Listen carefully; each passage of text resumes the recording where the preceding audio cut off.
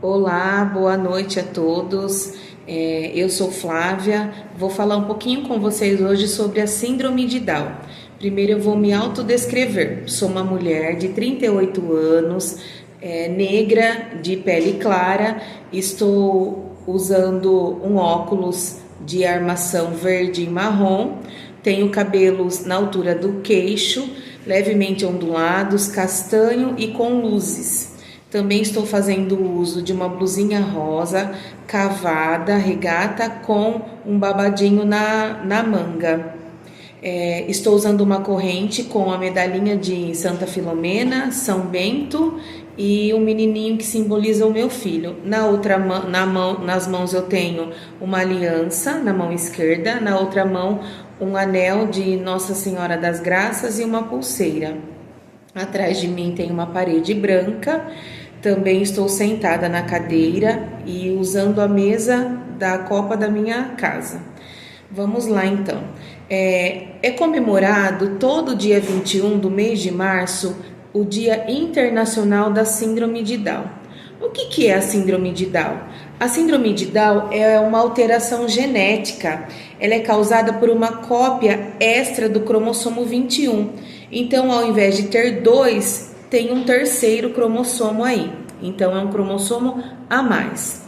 Então, essa alteração genética acontece em algumas pessoas e ela pode ser diagnosticada ainda durante a gestação. Existem alguns exames que são feitos para esse diagnóstico. Um deles é a translucência nucal, que é quando o médico, que está fazendo a ultrassonografia da gestante, ele consegue analisar através da medição o acúmulo de líquidos que fica atrás, né, a pele, sob a pele, atrás do pescoço do bebê. Então, esse é um dos exames que pode sinalizar, né, pode acender um alerta para a possível síndrome de Down.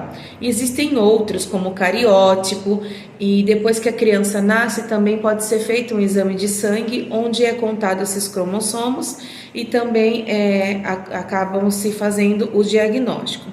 É importante ressaltar que as pessoas com síndrome de Down, além dessa deficiência da síndrome de Down, elas também podem apresentar algumas comorbidades. Então, dentre elas estão alguns riscos para problemas de saúde, como problemas cardíacos. Elas apresentam atraso no desenvolvimento na linguagem, no desenvolvimento cognitivo, motor. Elas apresentam uma hipotonia, então é uma flacidez, é mais molinho. Elas têm o tônus muscular mais flácido, né? Uma hipotonia.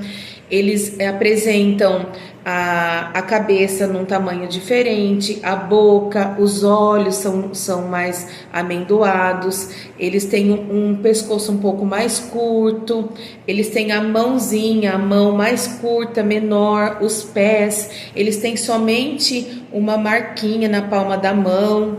Os dedos são mais curtos, né? Geralmente a maior parte deles ficam com a boca mais aberta e a língua acaba ficando um pouco para fora por conta dessa hipotonia, dessa formação.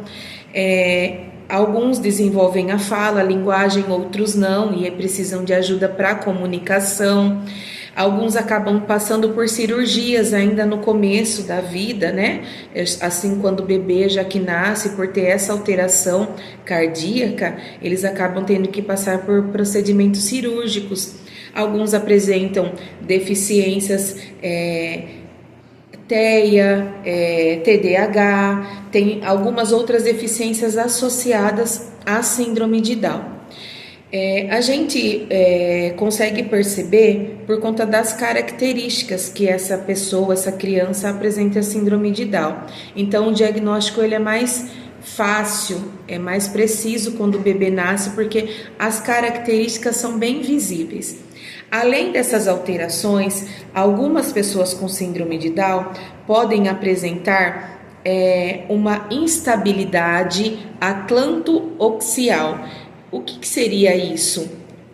É um risco de traumatismo, então é aqui atrás do pescoço, né? Então é necessário que se façam exames para ver se essa criança não tem nenhuma tendência para ter isso, ou se ela já tem, né, essa instabilidade, porque isso pode causar, tem riscos de traumatismo. Então, as crianças que têm isso, os adultos que têm, eles precisam tomar cuidado para praticar alguns esportes, né, que pode correr o risco de traumatismo, né, e causas piores. Então, é importante que se comente com o médico, né, com o pediatra, e se procure um médico específico para isso, né, para diagnosticar, para investigar se essa criança não tem essa alteração também, né, para que ele não tenha nenhum risco de traumatismo, principalmente quando é criança na escola, que vai jogar futebol, vai correr, vai brincar, virar pirueta, natação, conforme pula e dá aquela ponte na piscina. É importante que se investigue e avalie para que não corra nenhum risco. Eu queria falar também um pouquinho aqui mais da parte de inclusão e também alguns mitos e verdades sobre a síndrome de Down. A gente ouve falar bastante que as pessoas com síndrome de Down são carinhosas, são muito carinhosas. E aí a gente não pode generalizar. O que acontece? Muitas vezes confunde-se porque elas são infantilizadas. Por apresentarem essa deficiência, as pessoas acabam infantilizando, automaticamente acabam trazendo essa observação e falando que eles são mais carinhosos, mas não é bem assim, né? Alguns são mais amorosos, outros menos, mas cada um tem a sua personalidade. Independente da síndrome, cada um é individual e tem a sua personalidade. Outro mito que a gente ouve falar bastante: nossa, essa pessoa com síndrome de Down, eles têm a sexualidade mais aflorada. Também não é bem assim. A sexualidade deles é igual à nossa. Porém, o que acontece? Como eles são mais infantilizados, eles são tratados com mais infantilidade, não se é trabalhado isso com eles, né? Então, eles são reprimidos, não se trabalha, eles não recebem orientação sexual de como fazer, onde, por que fazer e não fazer naquele local. Então, eles acabam apresentando comportamentos inadequados, né, em relação à sexualidade. Então, isso é mito, que eles têm uma sexualidade mais aflorada. Precisa ser trabalhado aquilo com eles, eles precisam de orientação, porque essas pessoas apresentam uma deficiência intelectual, uma limitação cognitiva. O QI deles é um pouco abaixo, né? Um pouco não, é bem abaixo do esperado, de acordo com as pesquisas e o DSM-5, né? O CID-11, que traz essas informações. Então, essas pessoas apresentam uma sexualidade igual a todas as outras pessoas. Elas só precisam ser orientadas e trabalhadas. Então, para fechar aqui sobre a síndrome de Down, é importante ressaltar, e eu queria enfatizar bastante, que as pessoas com síndrome de Down apresentam potencialidades enormes, imensas. Algumas praticam esportes e são experts nisso. Outras gostam de fazer desenhos, são mais voltadas para artes, dança. Eles dançam muito bem, né? Quem conhece pessoas com síndrome de Down sabem que eles gostam bastante de música. É importante que a gente pense da melhor forma possível como acolher essas pessoas na sociedade e como proporcionar para eles a equidade, ou seja, que seja justa a inclusão deles, que a gente faça a inclusão por amor, por empatia e por respeito, não somente por obrigatoriedade. Que a gente inclua essas crianças, esses adultos na sociedade de maneira empática, que a gente tenha empatia por eles e que a gente consiga o máximo possível proporcionar para eles qualidade de vida e inclusão.